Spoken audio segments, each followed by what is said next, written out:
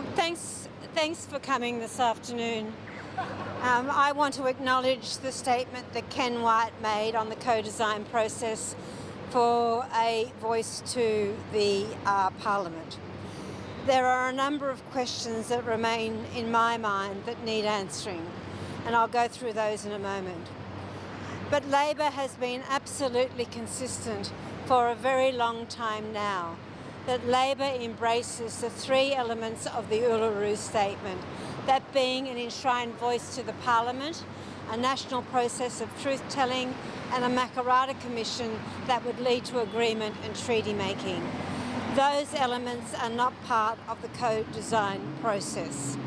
The other issue that Labor has been always consistent about, we have said from day one that we will be informed by what First Nations people say in the co-design process, and that still remains the case.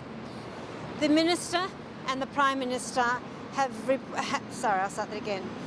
the Minister and the Prime Minister have said there will be no enshrined voice to the Parliament, that the voice will be legislated.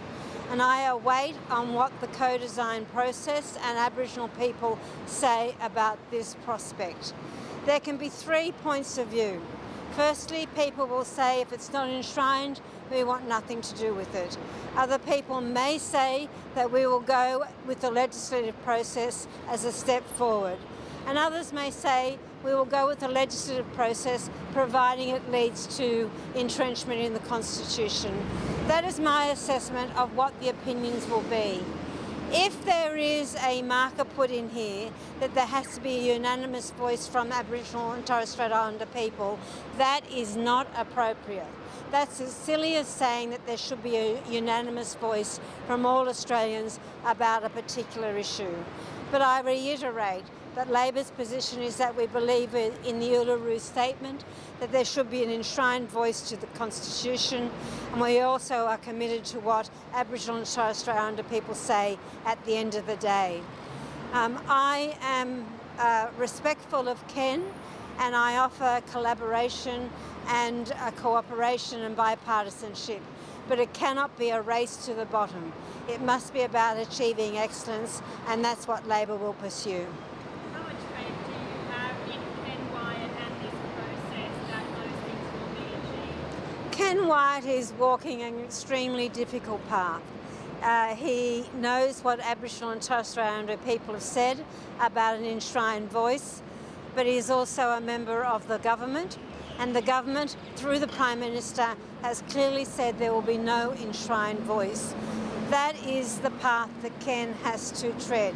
My role as the Indigenous Affairs spokesperson for the Labor Party, my role is clearly about taking forward what the Labor Party believes, and that is, as I said, an enshrined voice to the Constitution and listening to what First Nations people say in terms of the co-design process.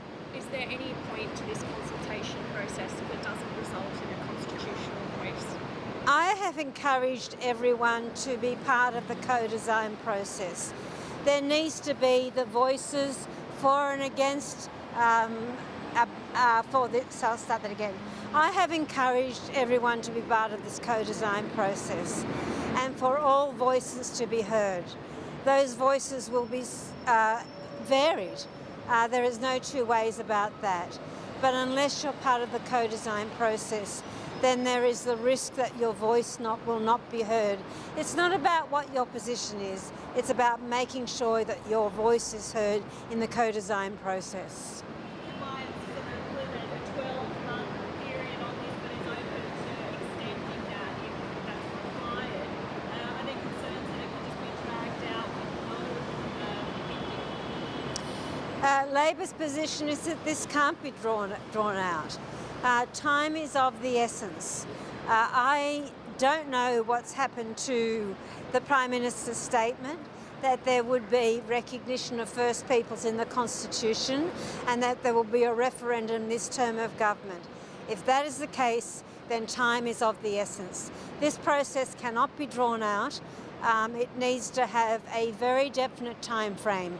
People are looking for a time frame and people deserve a time frame. Do you